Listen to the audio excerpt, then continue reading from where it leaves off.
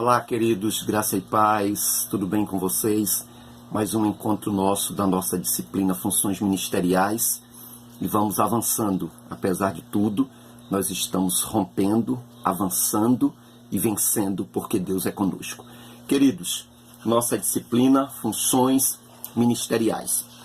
Hoje iniciamos falando que a vida ministerial de Paulo nos dá uma proveitosa lição de teologia pastoral. A vida ministerial de Paulo nos dá uma proveitosa lição de teologia pastoral. Por quê? Porque percebemos que na vida ministerial de Paulo, que pregar o evangelho não é um fator primordial para alguém ser pastor. Um pastor é um pregador? Mas o fator primordial para alguém ser pastor é ser convertido, ter disposição e ter a mensagem de Deus. O fator primordial aí é ser convertido. Por isto, Charles Spurgeon, em um dos seus livros, ele diz que nós não podemos ser servos de Deus no altar e filhos de Belial fora de lá. Ou seja, no púlpito, uma capa, no púlpito, uma personalidade, no púlpito, uma pessoa e fora do púlpito, outra pessoa. Então, pregar, ser eloquente, não é fator primordial. Fator primordial é ser convertido, ter a mensagem de Deus e ter disposição, bem como respeitar os ministros já consagrados, os que vieram antes de você. Então, os que vieram antes. No exército, por exemplo, fala-se muito em hierarquia. Aí nessa questão hierárquica, eles dizem que a antiguidade é posto, ou seja, quem vem antes tem que ser respeitado. Na letra B, é que na teologia da vida missionária de Paulo, e aí a teologia pastoral paulina, nós vamos ver que é necessário esperar sem desanimar até que o Espírito Santo fale à igreja e ao ministério. Não foi assim com Paulo? Desculpem, quando o texto bíblico diz: separai para mim a Saulo e Barnabé, quantos anos Paulo ficou esperando então para esta separação? Então esperar sem desanimar. Tudo tem o tempo de Deus. Tudo tem o tempo de Deus e as coisas acontecerão na hora certa. Letra C. Nem todos que pregam de forma eloquente necessariamente serão pastores. E isto é um ponto que nós precisamos destacar e ter em mente. E eu estou sempre dizendo, e vocês que me acompanham ao longo dos anos aí pelo Ágape, vocês sabem que eu sempre bato nesta tecla. Há uma distância entre ser o quê? Pregador e pastor. Nós temos bons pregadores que são péssimos pastores e temos bons pastores que não são bons pregadores. Há uma distância grande. Então, necessariamente, ter uma eloquência não significa que será pastor. E aí tem que ter uma dose de humildade, irmão. Você pode ser um evangelista, você pode ser um profeta de Deus para este momento, você pode ser um mestre, você pode ser um avivalista e não necessariamente pastor. E aí, esse inchaço que nós estamos vendo, todo mundo quer virar pastor, é prejudicial, porque teremos pastores intitulados e não pastores chamados. Portanto, nós encontraremos 3 tipos de pastores: o pastor chamado, o pastor intitulado e o pastor assoviado. O chamado é o que Deus chama, o intitulado é aquele que deram um título, mas que não é pastor, no sentido literal, pleno da palavra, e o assoviado é aquele que alguém chamou e acabou. Então, percebemos isto aqui. O modo da chamada. Nós já falamos numa aula anterior que Deus chama de diversas maneiras. Agora, visões e revelações para o ministério. Nós já vimos que Deus fala através de visões, de revelações, de sonhos, de palavras proféticas. Agora, concernente às visões, primeiro é preciso que se tenha cuidado e discernimento, porque existem visões vindas da parte de Deus e existem visões que não têm nada a ver com Deus. E como eu brinco, tem visões que são de barriga cheia, sonhos de barriga cheia. Comeu feijoada e bebeu Coca-Cola, barriga cheia, então ficou delirando à noite. Então é preciso ter discernimento em concernente às visões. Não se pode jamais colocar uma pessoa no ministério simplesmente por ela dizer que teve uma visão ou revelação. Não funciona assim.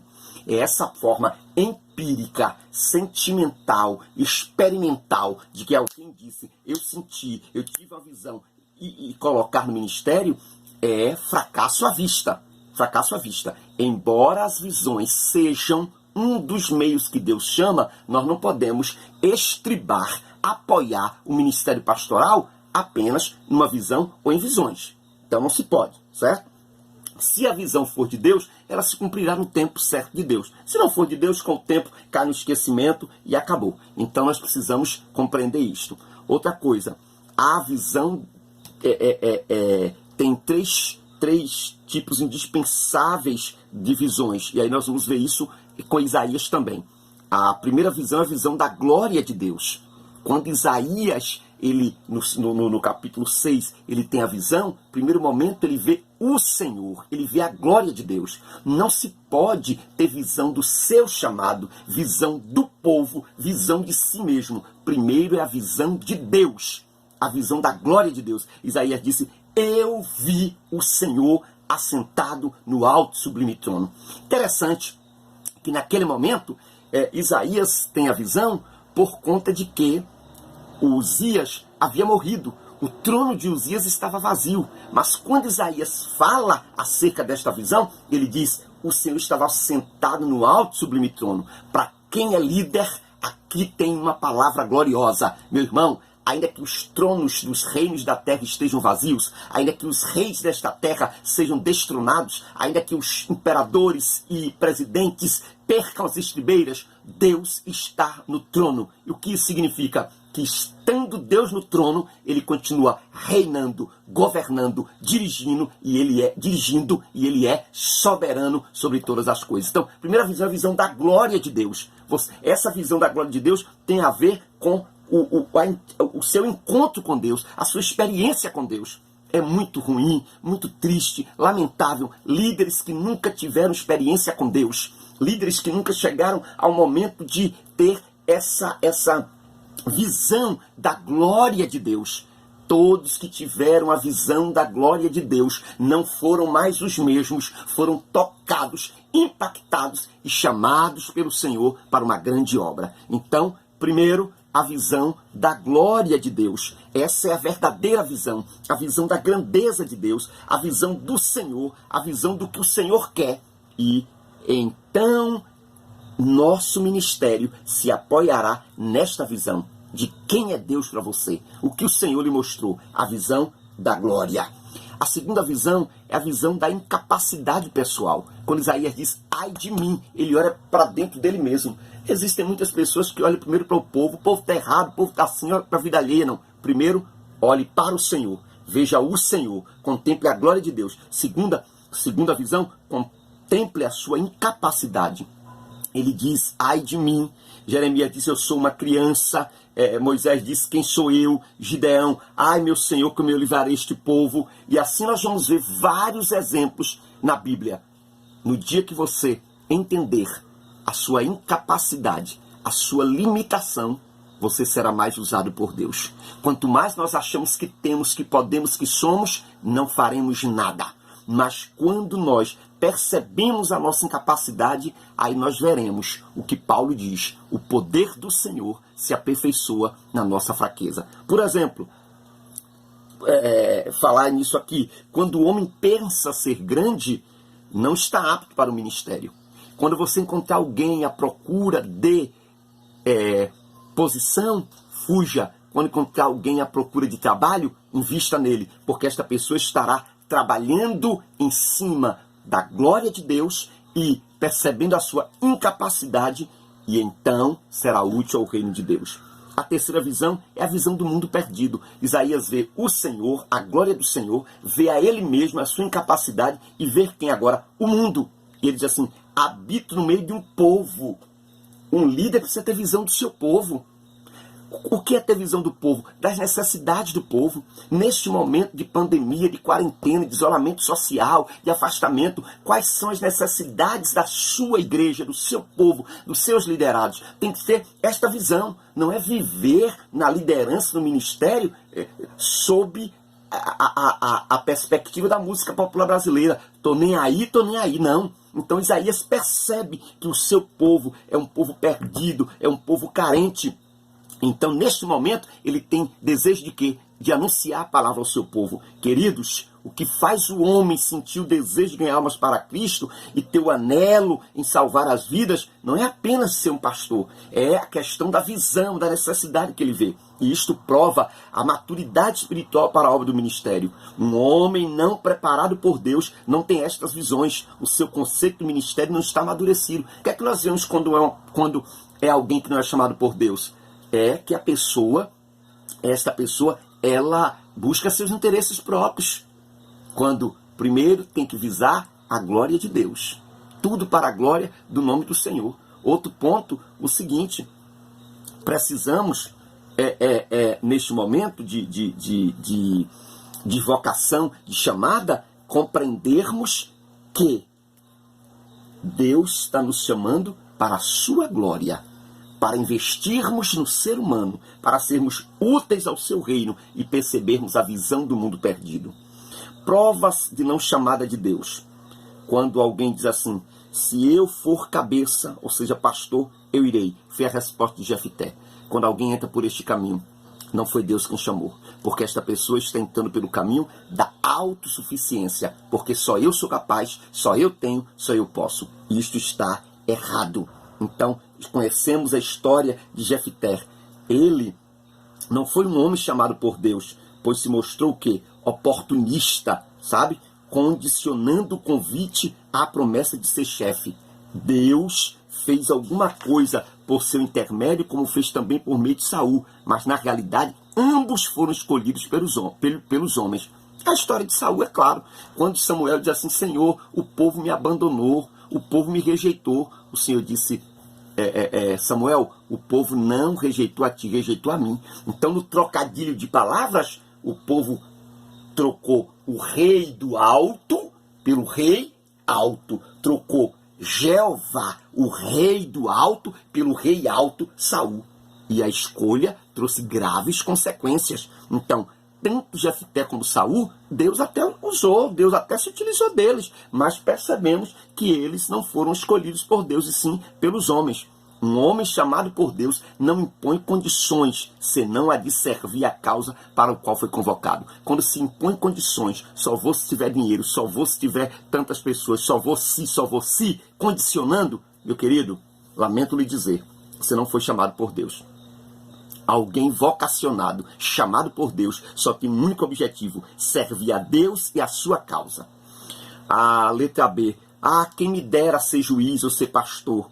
Então, Absalão tem esse interesse de ser juiz, e aí ele criava um problema. A Bíblia diz que ele furtava o coração do povo. Esse furtar o coração do povo aqui, sabe o que significa? Ele tirava o povo de render, de ser submisso e de render honras ao rei Davi e trazia o povo para ele. É o que Paulo diz aos anciãos de Éfeso, fazer discípulo para si. Quantos obreiros, líderes, pastores, líderes de departamentos que criam rebeliões em suas igrejas porque começam a liderar um departamento, começam a liderar uma congregação e criam discípulos para si. E na primeira oportunidade que podem, que conseguem atrair o povo, então se desligam, se rebelam, caem fora sob a alegação. Quem me dera ser juiz. Isso é espírito de rebelião. Letra C, ainda que todos se escandalizassem em ti, eu nunca me escandalizarei. Foi o que Pedro disse. Pedro se achava então que ali, o maior de todos, no entanto negou o mestre. Nós precisamos reconhecer a nossa incapacidade, certo? Essa presunção não nos levará a nada. E a presunção é prova que não estamos preparados para o ministério. Letra D, eu não preciso consultar ninguém. Vou pregar por minha própria conta. Não é preciso aconselhar-me nem como os mais antigos no ministério, porque tenho certeza da minha chamada. Olha, isto é orgulho, vaidade. E a Bíblia diz que a vaidade antecede a queda. Em nada nos desmoraliza, em nada nos desabona, em nada nos desqualifica ouvir os pastores, os obreiros antigos e mais experientes. Então, Paulo era de fato chamado, mas enganou-se quando pensou que não precisava consultar o Senhor. ou consultar, desculpa, os mais antigos, e teve de esperar o tempo certo para a sua separação. Até o chamado por Deus tem de esperar. Este é um dos pontos salientes da teologia pastoral. No direito, nós diríamos que isto é cláusula pétrea. Esperar é ponto saliente, é ponto basilar da teologia pastoral. Todos os que foram consagrados precipitadamente estragaram a si próprio e o trabalho. E aí vale o adágio popular: minha mãe sempre diz, o que é mal começado é mal acabado. Então, nós precisamos ter estes princípios em nossas vidas. Ofícios ministeriais no Velho Testamento. Os ofícios ministeriais no Velho Testamento. Primeiro, o de sacerdotes. Então, qual era o papel do sacerdote? Conduzir o povo a Deus. E aí a Bíblia vai destacar os sacerdotes como Arão e seus filhos, que foram consagrados, né? Arão tinha 4 filhos, Nadab, Abiú, Eleazar e Itamar. Então, os sacerdotes. Aí nós temos uma fala: todos os sacerdotes eram da tribo de Levi, mas nem todo levita era sacerdote. Todo pastor tem que ser salvo, ou crente em Jesus, mas nem todo crente em Jesus ou salvo será pastor. Então, no Antigo Testamento nós temos os sacerdotes. E hoje, como líderes espirituais, nós também exercemos um sacerdócio de conduzir o povo a Deus, conduzir o povo às mansões celestiais. Os reis aqui eram ungidos, porque neste tempo o governo era teocrático. Deus reinava, Deus governava por meio do rei. Então era o governo teocrático. Os reis eram ungidos. Saul, mesmo não sendo chamado, ele foi ungido, certo? Ele foi ungido. Os profetas, sacerdotes, reis e profetas. Os sacerdotes falam do povo para Deus. O profeta ou os profetas falam de Deus para o povo. Percebam essa diferença. O sacerdote fala do povo, ouve o povo, as angústias do povo, as lutas do povo, os pecados do povo, leva a Deus e leva-os a Deus, conduz o povo ao Senhor. O profeta ouve de Deus, consulta a Deus e fala ao povo. Então, o profeta também tinha a unção de profeta. Temos a unção de Jeú como o rei e de Eliseu como profeta. O óleo é o símbolo do Espírito Santo. E isto nos ensina que ninguém deve ser separado para o serviço de Deus se não for batizado com o Espírito Santo, que é válido até mesmo para o diaconato, ou seja, ser cheio do Espírito, tanto no sentido do batismo em si, como no sentido de ter o fruto do Espírito. Nós não podemos desassociar ou dissociar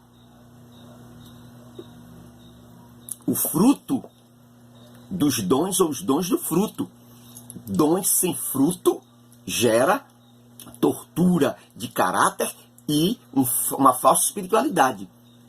E o fruto sem os dons levam as pessoas a serem extremamente radicais, certinhas, mas sem o poder do Espírito Santo. Então, por isso, precisamos ser ungidos. E a unção bíblica é a unção que tem vários propósitos. E a unção tem como propósito ensinar, como propósito separar, como propósito santificar, como propósito usar alguém. Então, essa unção que há em nós e que o chamado tem, não é uma unção para nos deixar quietos, parados, só usando o título como status, não. A unção, nós precisamos ser ungidos. E Jesus reunia o tríplice ministério. Jesus reunia o tríplice ministério: sacerdote, rei e profeta. Como sacerdote, ele fez o sacrifício na cruz, sendo o sacerdote e a vítima no sacrifício. Como rei, ele morreu e voltará, montado no cavalo branco, coroado e escrito no seu manto, na sua concha, Rei dos Reis e Senhor dos Senhores. E como profeta, ele profetizou tudo o que está acontecendo, os sinais estão se cumprindo. Então Jesus é sacerdote, rei e profeta. Ofícios ministeriais no Novo Testamento. Novo Testamento. Nesta dispensação do Novo Testamento, dispensação da graça, dispensação neotestamentária, existem 3 categorias de obreiros consagrados ao serviço do Evangelho. Os ministros, que servem na obra como pastores e evangelistas, os presbíteros, que servem como auxiliares diretos dos pastores, e aí nós diríamos que os presbíteros são pastores locais, e os diáconos, que exercem vários serviços na manutenção da ordem nos cultos e em outros serviços gerais na igreja. Então, entendam, queridos, enquanto no Antigo Testamento, os ofícios veterotestamentários do Antigo Testamento, do Velho Testamento, são sacerdotes, reis, profetas. No Novo Testamento, os ofícios ministeriais neotestamentários ou do Novo Testamento, nós temos o quê? Nós temos os ministros, que servem como pastores e evangelistas, os presbíteros, que servem como auxiliares diretos dos pastores, são pastores locais, e os diáconos, que exercem vários serviços na manutenção da ordem, nos cultos e em outros serviços gerais na igreja. Ok? Vamos para o pastor e suas funções. O pastor e suas funções. Nós já sabemos que o pastor é um homem escolhido por Deus, capacitado pelo dom para servir e governar e também para alimentar o rebanho com a palavra. Então, se alguém lhe perguntar o que é o pastor é um homem escolhido por Deus. Como o sacerdote tinha que ser tirado do meio dos homens, o pastor é tirado do meio dos homens, do meio da igreja. O pastor é um homem escolhido por Deus, capacitado pelo dom para servir. Primeiro, servir. Depois, governar. Se governar aqui é liderar. Não é governar como um tirano, um ditador, um déspota. Não. É como um líder. E também para alimentar o rebanho com a palavra. Nós já falamos isso numa aula anterior. É um homem separado que deve consagrar especialmente ao ministério. Então, o pastor precisa compreender que ele é chamado e capacitado para alimentar o rebanho. E não pode alimentar com palha. Tem que alimentar com a palavra, com o pão. E eu sempre digo que eu sempre comento que a Bíblia tem 66 livros. Eu comparo estes 66 livros a 66 quilos de farinha. Dá para fazer muito pão. Então não dê broa dura, embolorada, dormida, não dê palha, não dê alimento que não seja sólido, mas dê a palavra, o pão, alimente o rebanho. A chamada de Deus independe do preparo intelectual ou profissional. É bom o obreiro ser preparado? Sim, mas a chamada independe do preparo. Geralmente, os chamados vão em busca do preparo, mas independe, certo? Essas coisas sem a chamada podem gerar pastores não convertidos. E aí eu diria, o preparo sem a vocação, sem o chamamento, o preparo sem o dom, sem a unção, geraria o quê? Desculpem, profissionais da religião. Meramente profissionais da religião. Certo, queridos?